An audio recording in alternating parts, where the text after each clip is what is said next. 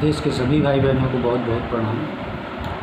और आज बहुत दिनों बाद ये वीडियो बनाई है, मुख्य रूप से इसलिए कि अब धीमे धीमे स्वास्थ्य कुछ अच्छा हो रहा है और काम बहुत ज़्यादा है संगठन का, और आप सबके बीच में बहुत दिनों से आ भी नहीं पाया, इसीलिए ये वीडियो बना रहे हैं।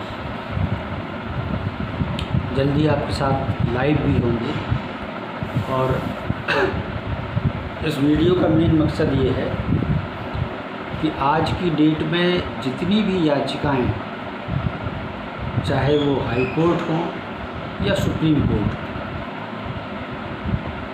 बीएड की किसी भी बात को जज महोदय सुनने को ही तैयार है। सबसे दुखद बात ये है कि वकीलों के माध्यम से बहस होनी चाहिए, और वो बहस कैंडिडेट के जो एडवोकेट्स हैं वर्सेस जज साहब के हो रहे हैं।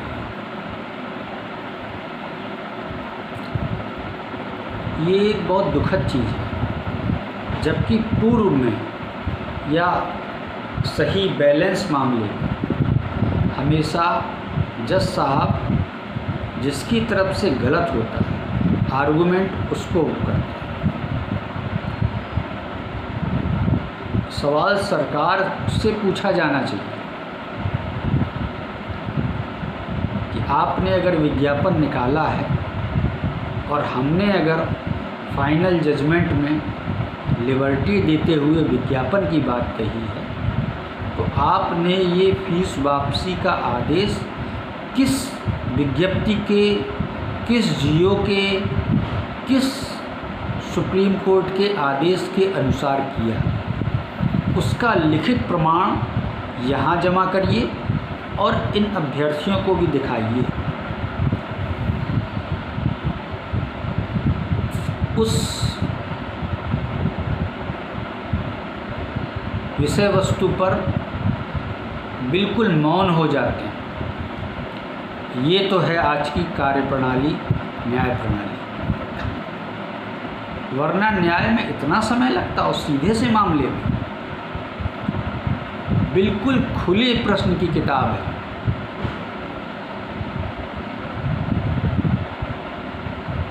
कि भगवान राम के पिता का नाम क्या था, उस पाठ में स्पष्ट लिखा है पहली ही लाइन में कि राजा दशरथ के 4 पुत्र थे, राम, भरत, लक्ष्मण, शत्रुघ्न।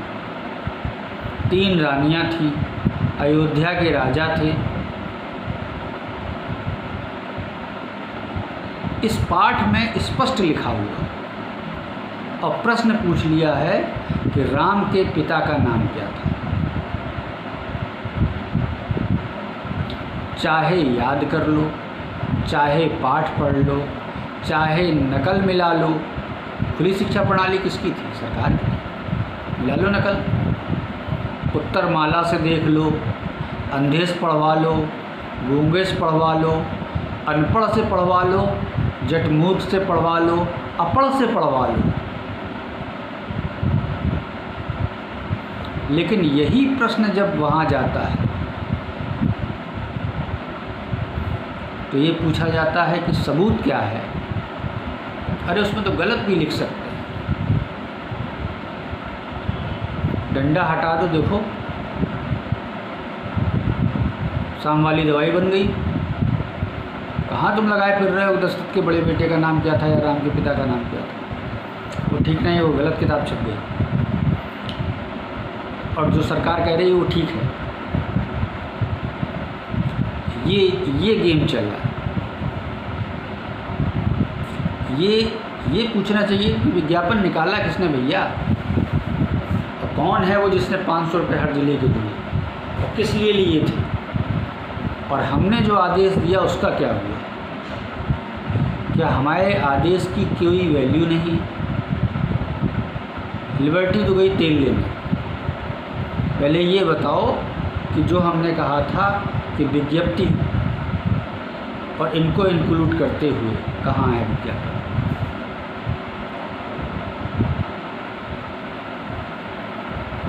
इस बारे में कोई चर्चा नहीं। बीएड का कोई जाए, सुप्रीम कोर्ट खारिज करो। समानता के अधिकार पर जाए, खारिज करो। मेरिट कम ज़्यादा कैसे हुई, खारिज करो, भगाओ इनको। इस मुद्दे पर जाए, चलो हटाओ। गले की फांस बन जाए, उल्टा फैसला कर दो। ज़्यादा कुछ हो तो हाई कोर्ट को डायरेक्शन कर दो। अरे भैया, जब खारिज ही करना है तो वहीं कर दो। हाई कोर्ट काहे भेज रहे हो लटकाने के लिए? जानते हैं हाई कोर्ट में डेट वेट लगेगी नहीं, ये मामला वैसे ही मौन हो जाएगा। ये खेल चल रहा है।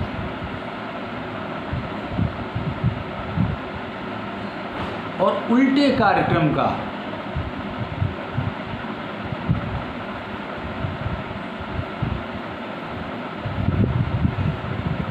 जिसका कोई उस पाठ में जिक्र नहीं,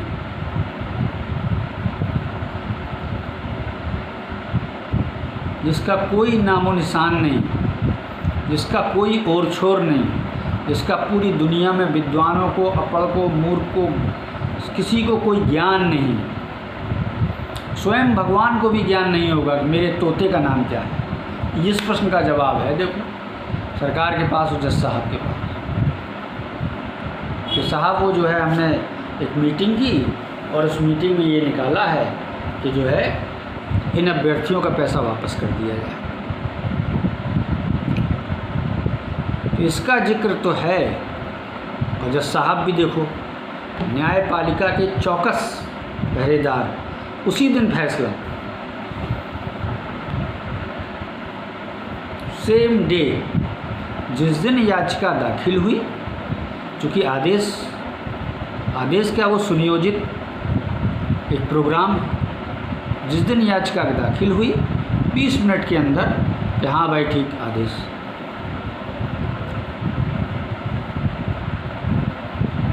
कितनी बढ़िया तरीके से तंत्र चल रहा है। अब इसके पैरेलल आइए, जब संगठन इसी बात को लेके पहुंचता है, we are in the court, same court, और हम जो है आप फीस वापस कर देंगे, तो हम तो आधार विहीन हो जाएंगे। मामला फंसा। तो अब इनको क्या जवाब दें? तो direction to the supreme court. वहाँ उन्होंने देखो अपने लिए कि हम पतली गली से निकलें, और ये भी कह दिया कि जो लोग फीस वापस लेना चाहें उनको फीस वापस दी जा रही। आप देख रहे हैं कि एक ही विषय वस्तु को 5 तरीके से नचा के बताया गया। तारीफ की बात कौन है, नचा के दिखाने वाला मदारी कौन है, सभी देख रहे हैं। इतने बड़े लोकतंत्र में, संविधान से परिपूर्ण एक व्यक्ति ऐसा नहीं है जो ये तो कहे कि नहीं, अकॉर्डिंग टू द नॉर्म्स, ये जो गलतियां की हैं, अभ्यर्थी की एक गलती बताइए, या वो किस क्राइटेरिया को पूरा नहीं कर रहे हैं, ये कहीं इंगित करिए। न तुमने हमारी मेरिट बनाई, न तुमने हमें जांचा परखा, हमारे ही पैसे ले लिए, 12 साल पैसे रखे रहे, फुल यूज किए, मौज मस्ती काटे, भगवान जाने क्या किए। अब तुम क्षणिक दिखावे के लिए आदेश दे रहे हो। अब भी पैसा देने का दिखावा कर रहे हो, देवे तो नहीं रहे हो, ना तुम दे पाओगे। और इस आदेश के पहले ही हमारे मामले में सुप्रीम कोर्ट एफिडेविट भी आपका लगा है कि इन लोगों को हम फीस वापस कर चुके हैं। अब आप बताइए, झूठ पर झूठ, अपना पिंड छुटाने के लिए हमें direction to the supreme court दिखा रहा है। खैर, इतने से में अगर संगठन विचलित हो जाता तो अब तक रो पीट के हम सब शांत हो गए। इन सब चीज़ों से हम शांत तो नहीं होने वाले, न रुकने वाले न थमने वाले। भाग्य को और ईश्वर को साक्षी मानकर सुप्रीम कोर्ट में फिर दस्तक देने वाले, और किसी डर और भय और इस सब से नहीं कि हम हारेंगे या, अरे हम दसियों बार हार चुके हैं। हमें हर परिस्थिति का एहसास भी है, लेकिन एक बात जो हम सब ने पकड़ कर रखी है वो है कि अंतिम जीत सच की ही होती है। इस बात का विश्वास प्रत्येक मेरे भाई बहन को है। बस इसी डोर को पकड़ के हम वैतरणी पार करने की कोशिश कर रहे हैं, और कोई वो नहीं है। अब बहुत लालसा मेरी पर्सनल देखा जाए तो नौकरी वोकरी की नहीं है।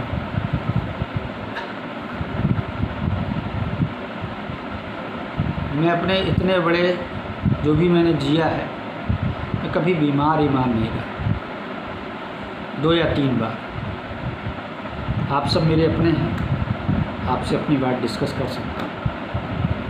मैं सच बताऊँ, मुझे आज तक अपना ब्लड ग्रुप पता ही नहीं था, जबकि मैं अपने सैकड़ों भाई बहनों की अपने विद्यार्थी जीवन काल से लेकर खून को दिलाना, एडमिट कराना, इसकी सेवा पानी करना, उसके लिए जुगाड़ व्यवस्था करना, किसी का आँख का ऑपरेशन है, किसी का किडनी का ऑपरेशन है, किसी के साथ दिल्ली चले जा रहे हैं, किसी के साथ चेन्नई चले जा रहे हैं, किसी कैंसर मरीज के साथ पूना चले जा रहे हैं। ये सारी चीज़ें मैंने अपने जीवन काल में की, पता नहीं कैसे। फेफड़ों में पानी भरने की ये बीमारी मुझे आई और पता ही नहीं चला। शरीर के अंगों का कोई ऐसा टेस्ट नहीं है जो मैंने अब न करा लिया, और जो बीमारी निकलनी थी वो पता चल गई।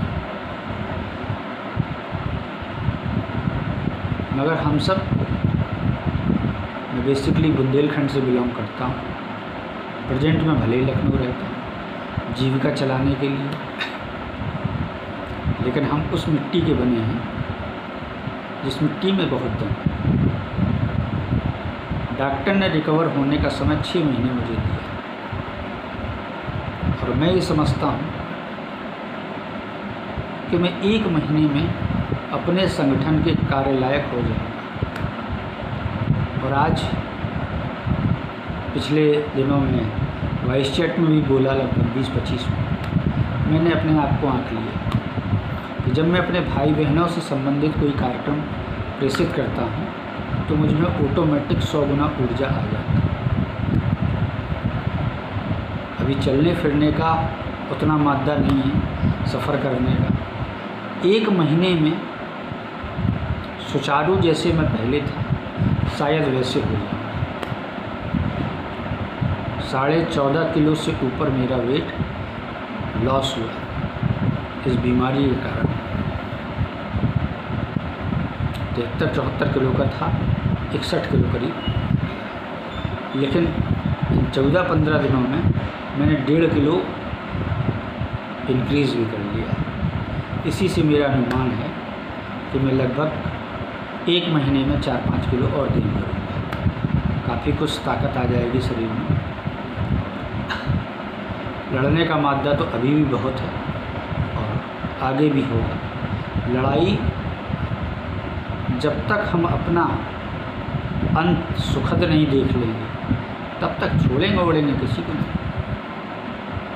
न मैं इस बात से डरता हूँ कि जीवन में मेरा अब क्या होगा, मौत देख ही चुका हूँ बहुत करीब से।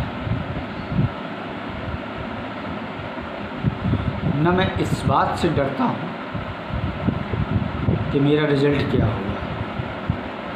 हाई कोर्ट, सुप्रीम कोर्ट 4-5 बार हो चुका है, इस बात की मैं मैं डरता सिर्फ एक ही चीज़ से कि उम्मीद बांधे मेरे वो भाई बहन जो कि उम्र के इस पड़ाव पर भी आज दाल रोटी की समस्या से बहुत बुरी तरीके से। एक मऊ की तरफ से मेरा एक भाई है जो आँखों से जिसको बहुत कम दिखाई देता है। इस घिनौनी व्यवस्था के कारण आज बेचारा दूसरे प्रदेश में जाके मजदूरी करने को विवश है। कई मेरे भाई बहन जो बीएड है और बीएड करा जाता है आफ्टर ग्रेजुएशन, वो सिक्योरिटी गार्ड की नौकरी कर रहा है। कार्य करना कोई बुरी बात नहीं, जब बात घर की आ जाए, दाल रोटी की भी आ जाए, तो मैं समझता हूँ फावड़ा चलाना सर्वश्रेष्ठ है। लेकिन आप सोचो कि उन सम्मानित व्यक्तियों को, उन सम्मानित भाई बहनों को कहाँ बैठना चाहिए और इतनी लचर और घिनौनी सामाजिक व्यवस्था के अंतर्गत कर क्या रहे हैं। ये हार हमारी नहीं है, ये हार सरकार की है। और इन्हीं कानून की किताबों से, जिनके कुतर्कों द्वारा आज हमें पछेड़ा जा रहा है, हम अपने एडवोकेट के माध्यम से इनके सारे कुतर्कों को पीछे छोड़ दें। हमने लड़ने में कभी कमी नहीं छोड़ी। हाई कोर्ट हो, सुप्रीम कोर्ट हो, उत्कृष्ट देश के वकील खड़े किए। सीमांत सिंह जी हों और चाहे सर्विस मैटर के टॉप क्लास अशोक खरे जी, हाई कोर्ट में हमने उनको खड़ा किया। सुप्रीम कोर्ट में हमने कपिल सिब्बल जी को खड़ा किया। अब की बार फिर आप देखेंगे क्वालिटी से कभी भी समझौता नहीं। अब इस क्रम में वहाँ जाने से पहले के कार्यक्रम, एक दो दिन में बहुत सुचारू रूप का प्रोग्राम जिला अध्यक्षों को प्रेषित कर दिया जाएगा, संभवतः कल।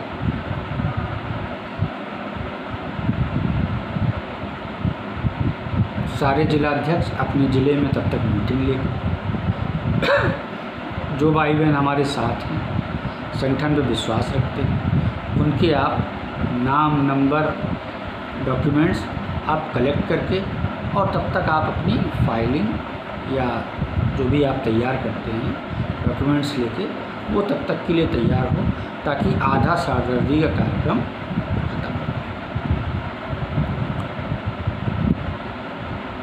जब तक हम अपने ऊपर वकीलों के माध्यम से अपने मामले को पढ़वा नहीं लेंगे कायदे से, और हमारी किसी से बात नहीं हो जाती, तब तक सहयोग राशि का कोई भी फैसला नहीं किया जाएगा। अनुमान अपने संगठन में ऐसे नहीं चलता है कि आज 10 बता दें, कल खर्चा 20 रुपये वाला आ जाए, कल के दिन फिर सबसे हाथ फैलाने पड़े। इतनी मजबूरी में, इतने कठिन समय में भाई बहन कैसे एक बार सहयोग करते हैं, सब हमारा दिल भी जानता है।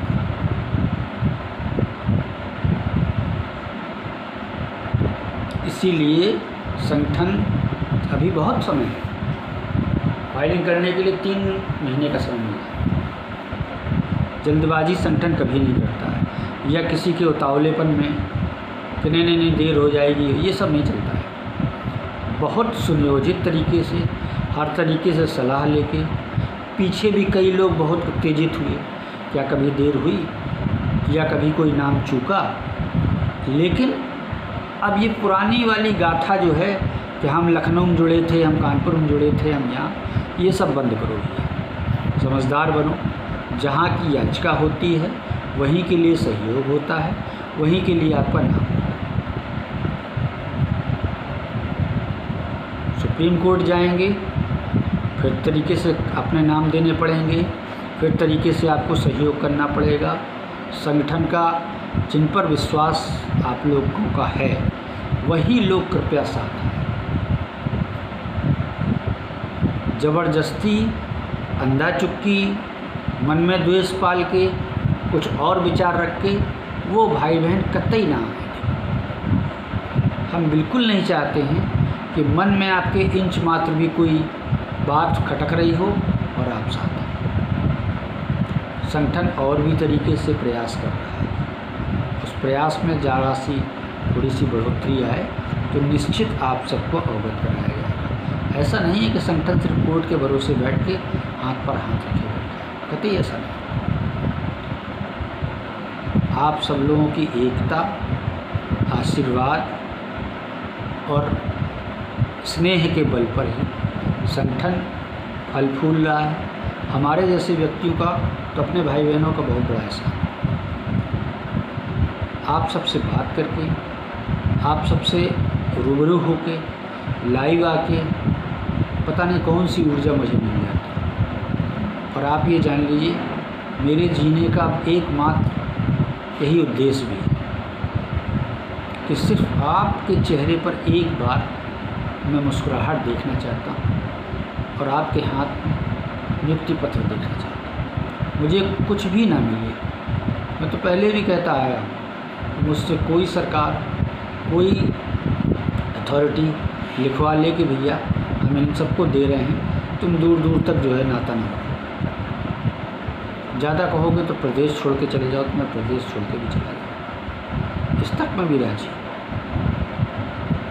लेकिन लड़ने के बगैर छोड़ने वाला नहीं। आप सब अपना स्नेह, आशीर्वाद इसी तरीके से अपने भाई को बनाए रहिए। धन्यवाद। जय हिंद, जय भारत।